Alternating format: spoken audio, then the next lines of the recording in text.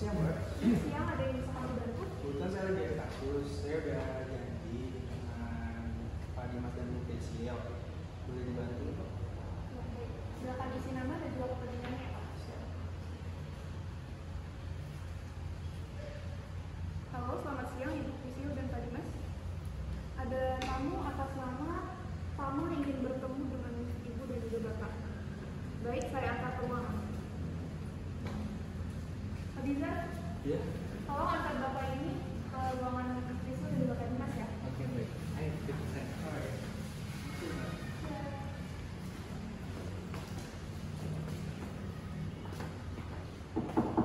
Isi Pak Dimas dan Bu Desil. Selamat siang. Siang, Mbak Dimas, Bu Desil. Kenalin ini keponakan saya juga. Silakan duduk, Pak. Duduk, Bapak. Mas, gimana Bapak? Bisa saya bantu Pak? Iya, Bu. Jadi saya dapat gugatan dari PT ASG. Ini gugatannya bisa Ibu cek. Nah, di gugatan ini tuh SHM saya jadi sita jaminan, Ibu. Gitu. Bapak dijadikan turut tergugat di sini kan? Iya, saya jadi turut tergugat di situ. Baik. Bapak boleh tolong diceritakan dong Pak, bagaimana bisa gugatan ini Bapak? Jadi ceritanya begini, Bu, Pak.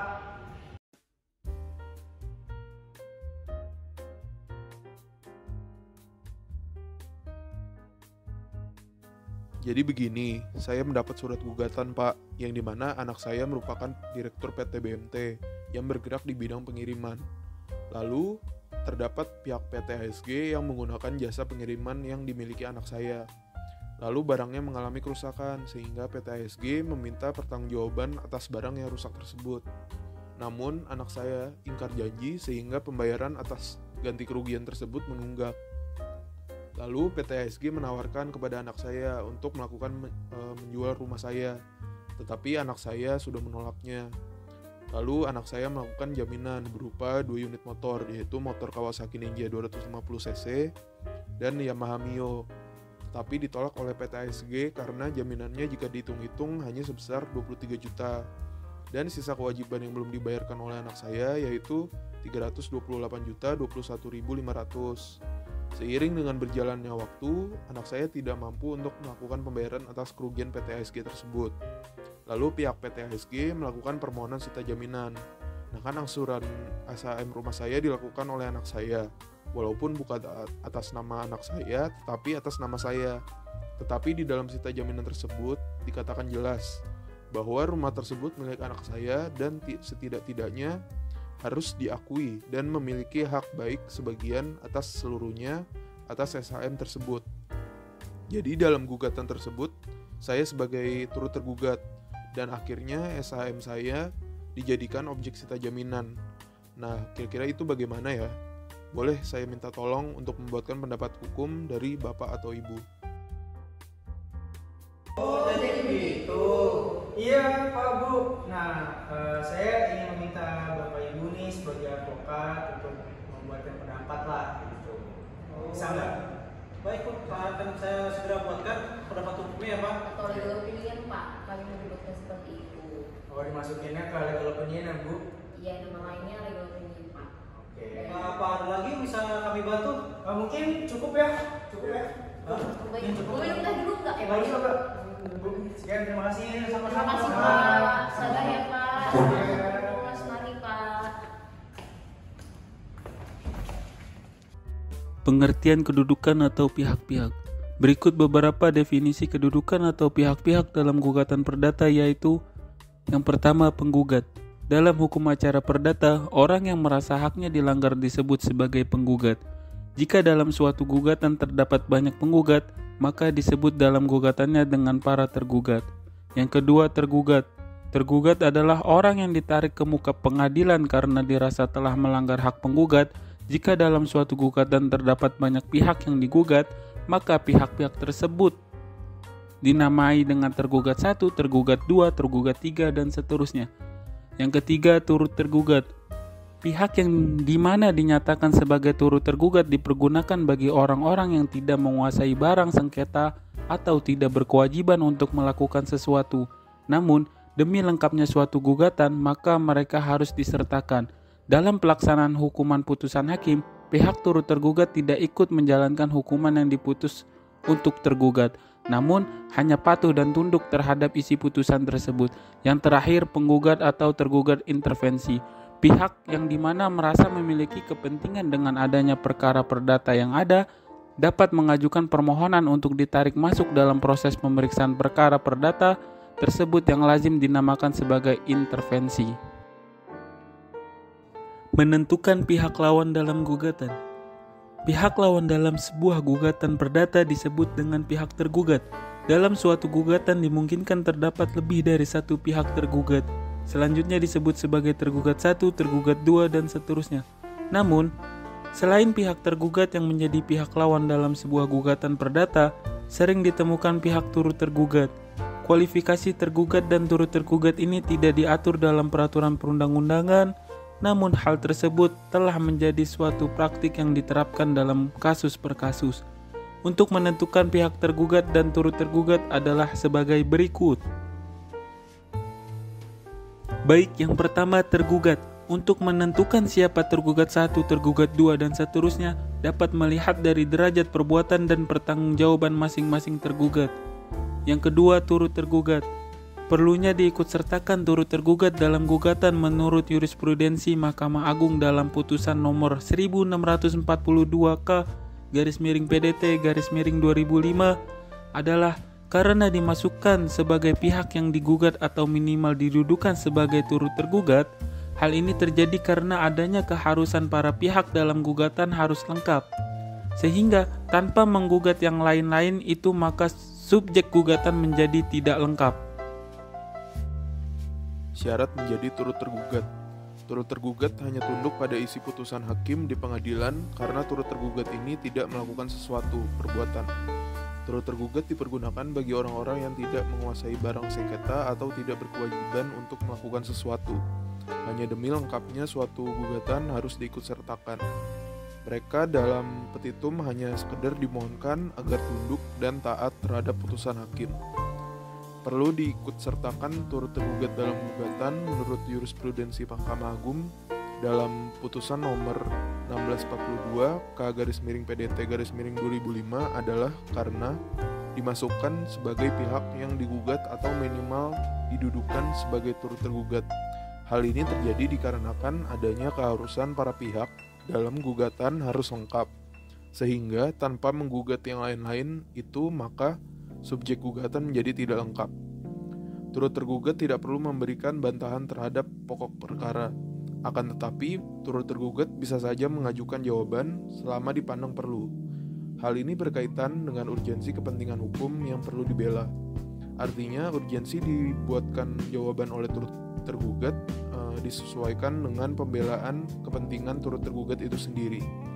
Turut tergugat cukup hadir menjalani proses persidangan di persidangan dan menerima putusan yang dijatuhkan oleh hakim. Karena sebenarnya pihak yang berkepentingan secara langsung adalah penggugat dan tergugat. Pasal yang menyatakan kedudukan-kedudukan tersebut. Menurut pasal 226 dan pasal 227 HIR atau 720 RV maupun berdasarkan SEMA nomor 5 tahun 1975, sita jaminan tidak dapat ditetapkan dan putuskan oleh hakim tanpa adanya pengajuan dari penggugat untuk diletakkan sita atas harta atau benda, baik bergerak maupun tidak bergerak milik tergugat. Maka dari itu, SHM milik turut tergugat ini tidak dapat dijadikan objek sita jaminan. Dikarenakan sesuai dengan pasal tersebut, hanya harta atau benda milik tergugat, kecuali sudah diperjanjikan sebelumnya dalam surat perjanjian. Pada tanggal 10 Juni 2018, Tuan TN menghampiri kantor advokat kami, yaitu kantor advokat Pancasila Law Firm. Dan pada tanggal 13 Juni 2018 telah dibuat legal opinion atau pendapat hukum mengenai Tuan TM sebagai turut tergugat. Alamat kantor kami yaitu di Jalan Lenteng Agung nomor 10 RT 1 RW 2 Jakarta Selatan. Merujuk kepada dokumen tertanggal 10 Juni 2018 perihal permohonan pendapat hukum atau legal opinion yang telah meminta kami yaitu Priscilia Putri dan Dimas Haswanto untuk memberikan pendapat hukum terkait ketentuan apakah bisa dilakukan eksekusi rumah dengan sertifikat hak milik dijadikan sebagai salah satu solusi atas pelunasan hutang oleh kreditur. Maka Pancasila Law Firm menyampaikan pendapat hukum sebagai berikut.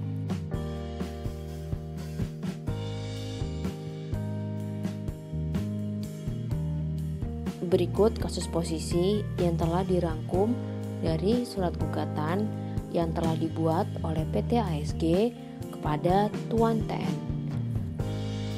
Yang pertama yaitu bahwa Tuan DN memiliki hutang terhadap PT ASG akibat perjanjian yang terjadi di antara PT ASG dengan Tuan DN, di mana terdapat surat pernyataan tertanggal 18 Juni 2018 yang berisikan bahwa Tuan DN dan PT BMT telah berjanji untuk membayar kerugian yang dialami oleh PT ASG pada pengiriman barang yang diangkut dengan jasa ekspedisi milik PT BMT dengan surat jalan S14-003-9913 lalu S14-003-9919 dan transfer slip T14-003069. PT ASG mengalami kerugian dengan total kerugian sebesar Rp401.521.000.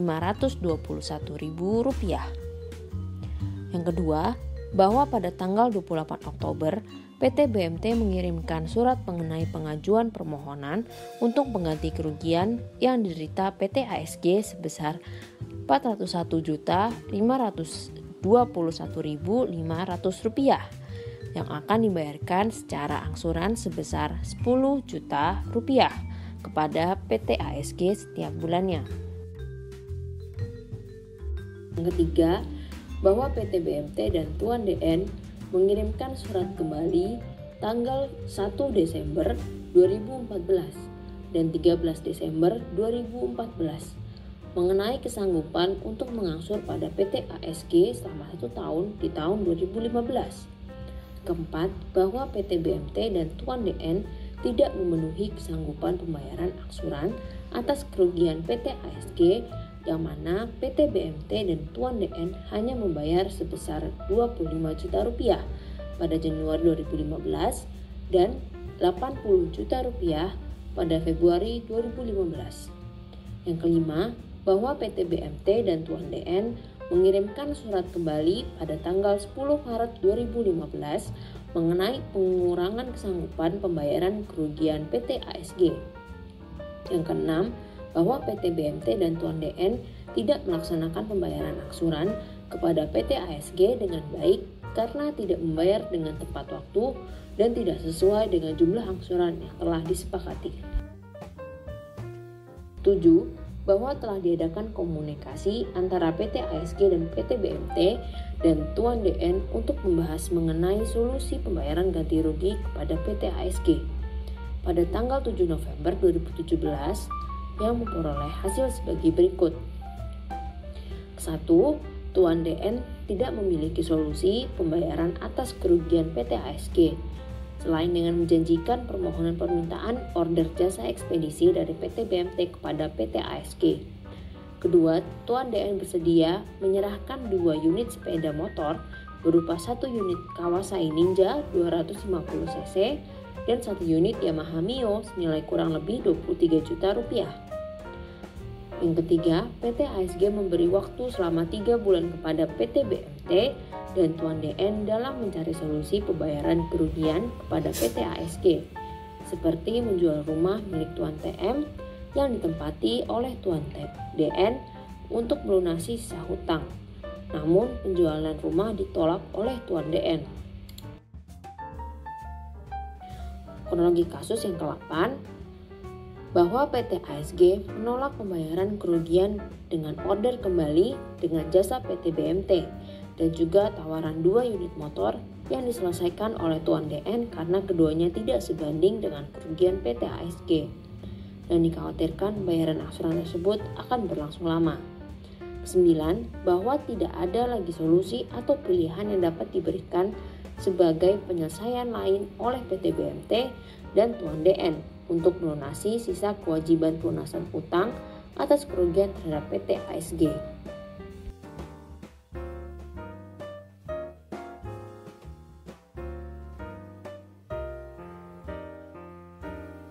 Mengenai dokumen, pendapat hukum ini dibuat berdasarkan dokumen yang telah diinformasikan oleh Tuan TM kepada kami tertanggal 10 Juni 2018 dan sebelumnya telah dikirimkan softfile-nya. Berikut yaitu yang pertama, terdapat surat perjanjian tertanggal 18 Juni 2014. Kedua, surat perjanjian tertanggal 28 Oktober 2014. Ketiga, surat perjanjian tertanggal 1 Desember 2014. Keempat, surat perjanjian tertanggal 13 Desember 2014. Kelima, surat perjanjian tertanggal 10 Maret 2015 dan 16 Maret 2015. Keenam, sertifikat hak milik nomor 14508 atas nama Tuan TM. Ketujuh, surat gugatan yang diberikan oleh PT ASG kepada Tuan TM tertanggal 4 Juli 2018.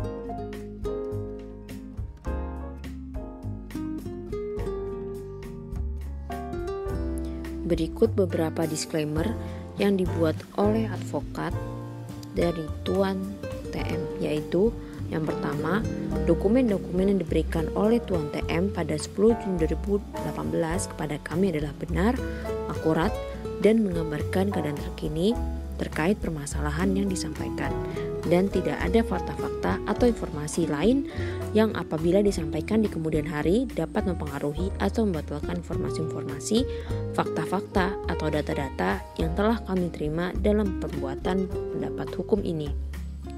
Kedua, pihak yang terlibat dalam penyampaian dokumen-dokumen tersebut merupakan pihak-pihak yang memiliki kualifikasi, kewenangan secara hukum untuk membuat dan atau menyampaikan hal dan atau fakta tersebut. Ketiga, selain dokumen-dokumen tertanggal 10 Juni 2018 tersebut, tidak ada dokumen-dokumen atau fakta-fakta lain yang diketahui kemudian atau diserahkan kepada kami setelah pemberian pendapat hukum ini, yang dapat mengakibatkan perubahan pendapat, kesimpulan, maupun solusi dalam pendapat hukum ini. Kami tidak melakukan pemeriksaan terhadap dokumen apapun berkaitan dengan pemberian pendapat hukum ini. Keempat, kami tidak melakukan pemeriksaan atau langkah-langkah lanjutan dalam menerima keakuratan, kelengkapan, kebenaran, kesesuaian, keabsahan terhadap fakta dan informasi yang disampaikan kepada kami dalam pembuatan pendapat hukum ini.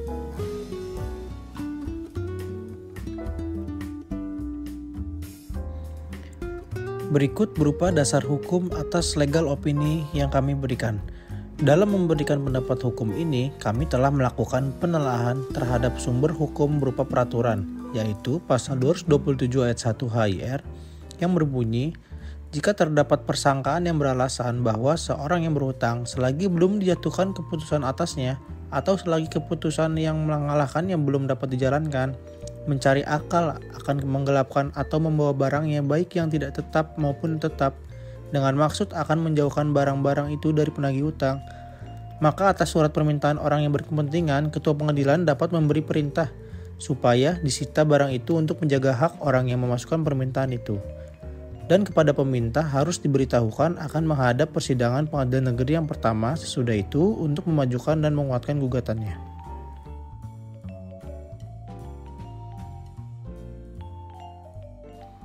Berikut analisis dan pembahasan yang dapat kami berikan. Sesuai dengan permintaan Tuan TM, pendapat hukum ini akan menguraikan analisis mengenai apakah bisa dilakukan eksekusi rumah dengan sertifikat hak milik dijadikan sebagai salah satu solusi atas pelunasan hutang oleh kreditur. Berdasarkan pasal 227 ayat 1 HIR, kreditur tidak dapat melakukan penyitaan terhadap rumah dengan sertifikat hak milik nomor 14508 yang terletak di Kampung Cikering RT 1 RW 2 Kelurahan Mustika Jaya, Kecamatan Mustika Jaya, Bekasi dengan luas 212 meter atas nama Tuan TM karena kreditur tidak memiliki hak untuk menyita sertifikat hak milik tersebut. Karena berdasarkan dokumen yang diberikan Tuan TM, perjanjian tersebut tidak melibatkan Tuan TM sama sekali. Dan perjanjian tersebut dilakukan oleh Tuan DN. Berikut berupa dasar hukum atas legal opini yang kami berikan. Dalam memberikan pendapat hukum ini, kami telah melakukan penelaahan terhadap sumber hukum berupa peraturan, yaitu pasal 227 ayat 1 HIR yang berbunyi, jika terdapat persangkaan yang beralasan bahwa seorang yang berhutang selagi belum dijatuhkan keputusan atasnya, atau selagi keputusan yang mengalahkannya belum dapat dijalankan, mencari akal akan menggelapkan atau membawa barangnya baik yang tidak tetap maupun tetap, dengan maksud akan menjauhkan barang-barang itu dari penagih hutang, maka atas surat permintaan orang yang berkepentingan, ketua pengadilan dapat memberi perintah supaya disita barang itu untuk menjaga hak orang yang memasukkan permintaan itu. Dan kepada peminta harus diberitahukan akan menghadap persidangan pengadilan negeri yang pertama sesudah itu untuk memajukan dan menguatkan gugatannya.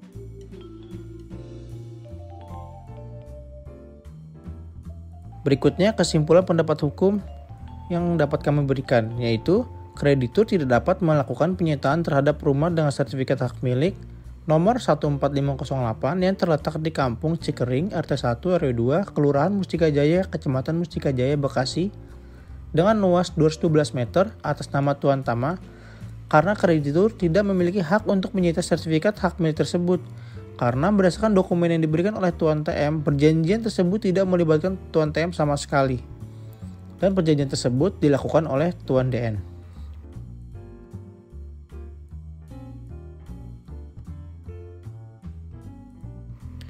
Terakhir, solusi pendapat hukum yang dapat kami berikan yaitu jika kreditur tetap melakukan penyitaan kepada Tuan TM, maka Anda dapat melayangkan somasi pertama kepada kreditur tersebut.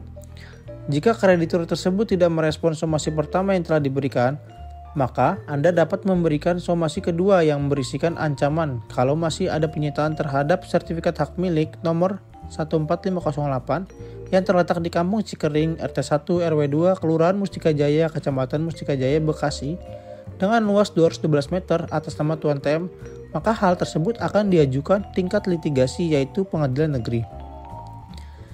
Yang kedua, jika sudah sampai ke tingkat litigasi, maka Anda dapat mengajukan gugatan perbuatan melawan hukum karena tindakan yang dilakukan oleh kreditur tersebut telah mengerugikan Anda dan bukan bersifat perjanjian dan telah memenuhi unsur-unsur yang diatur dalam pasal 1365 KUH Perdata.